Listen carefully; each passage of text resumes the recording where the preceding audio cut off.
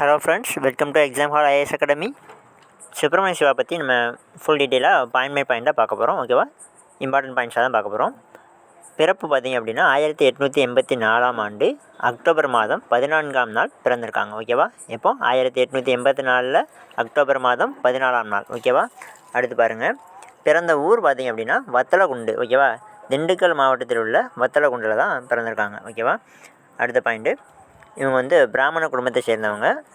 படித்ததெல்லாம் கோயம்புத்தூரில் தான். ஓகேவா, கோவையில் தான் படிப்பை முடிச்சிருக்காங்க. முடிச்சுட்டு சிவகாசியில் காவல் நிலையத்தில் எழுத்தர் பணியை செஞ்சுருக்காங்க. ஓகேவா, எழுத்தராக பணிபுரிந்தவர். ஓகேவா, சிவகாசி காவல் நிலையத்தில் எழுத்தராக பணிபுரிந்தவர்.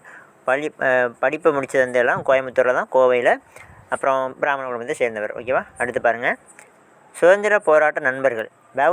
வஉசியும் பாரதியாரும் நம்ம சுப்பிரமணிய சிவாவோட நண்பர்கள். ஓகேவா, சுதந்திர போராட்டப்போ நண்பர்களாக இருந்தவங்க யாருன்னா வஉசியும் பாரதியும். ஓகேவா, அடுத்து பாருங்கள், சேம் மைண்ட். ஓகே, அடுத்து 1908 வஉசியுடன் இணைந்து தடையை மீறி ஊர்வலம் நடத்தியதால் 10 ஆண்டு சிறை தண்டனை விதிக்கப்பட்டது. பின்னர் 6 ஆண்டுகளாக குறைக்கப்பட்டது. ஓகேவா, சுப்பிரமணிய சிவாவும் வஉசியும் சேர்ந்து 1908 தடையை மீறி ஊர்வலம் நடத்தியிருக்காங்க. ஊர்வலம் நடத்தினதுனால அவங்க தண்டனை கொடுத்து 10 ஆண்டு சிறைன்னு சொல்லி தண்டனை கொடுத்து சிறையில் அடைச்சிட்டாங்க. அப்புறமா அந்த தண்டனை 6 வருஷமாக குறைச்சிருக்காங்க. ஓகேவா, அடுத்து பாருங்கள், சிறையில் இருக்கும்போது சுப்பிரமணிய சிவாவுக்கு தொழுநோய் பாதிப்படைஞ்சிருக்காரு. ஓகேவா, தொழுநோயால் பாதிப்படைஞ்சிருக்காங்க. ஓகேவா, அடுத்து தருமபுரி மாவட்டத்தில் உள்ள பாப்பாரப்பட்டியில். ஓகேவா, பாப்பாரப்பட்டியில் அந்த ஊரில் பாரதி அப்படிங்கிற பேரில் ஒரு ஆசிரமத்தை நிறுவி அங்கே தேசபக்தர்களுக்கு நாட்டு விடுதலை போருக்கான பயிற்சியை அளிச்சிருக்காங்க. யார்? சுப்பிரமணிய சிவா. ஓகேவா, எங்கே? தருமபுரி மாவட்டத்தில்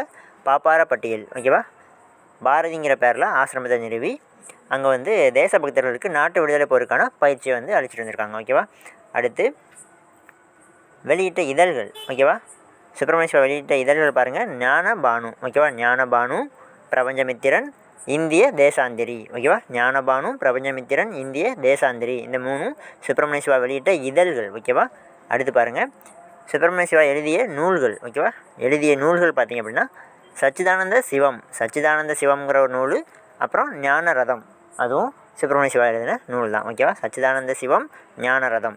அடுத்த பாயிண்ட் பாருங்கள், சுப்பிரமணிய சிவா வெளியிட்ட நாடகங்கள். ஓகேவா, சிவாஜி அப்படிங்கிற ஒரு நாடகமும் ராஜா தேசிங்கு அப்படிங்கிற ஒரு நாடகமும் சுப்பிரமணிய சிவாவால் வெளியிடப்பட்ட நாடகங்கள். ஓகேவா, என்னெல்லாம்? சிவாஜி, ராஜா தேசிங்கு. ஓகேவா, அடுத்து பாருங்கள், சுப்பிரமணிய சிவாவோட புனைப்பெயர், தனக்கு அவர் சூட்டிக்கொண்ட புனைப்பெயர் என்னென்னு பார்த்தீங்க அப்படின்னா சுதந்திரானந்தா. ஓகேவா, என்ன புனைப்பெயர் சூட்டிருக்கார் தனக்கு தானே? சுதந்திரானந்தா. ஓகேவா, அடுத்து பாருங்கள், இறப்பு. சுப்பிரமணிய சிவா பத்ராசல ஆசிரமத்தில் இருக்கும்போது தங்கியிருக்கும்போது அங்கே 1925ஆம் ஆண்டு ஜூலை 23ஆம் இயற்கை எழுதுகிறாங்க. ஓகேவா, நோட் பண்ணிக்கோங்க, 1925 ஜூலை 23 அவங்க இயற்கை எழுதுகிறாங்க. இடம் பார்த்திங்க அப்படின்னா பத்ராசல ஆசிரமம். ஓகேவா ஃப்ரெண்ட்ஸ், ஓல்டு ஃப்ரெண்ட்ஸ், அதாவது ஆல்ரெடி நம்ம சேனலில் இருக்கவங்க நம்ம வீடியோக்கு லைக் போட்டுருங்க. புதுசாக பார்க்குறீங்க அப்படின்னா சப்ஸ்கிரைப் பண்ணி வச்சுக்கோங்க, பெல் பட்டனை கிளிக் பண்ணி ஆல்னு கொடுத்து வச்சுக்கோங்க.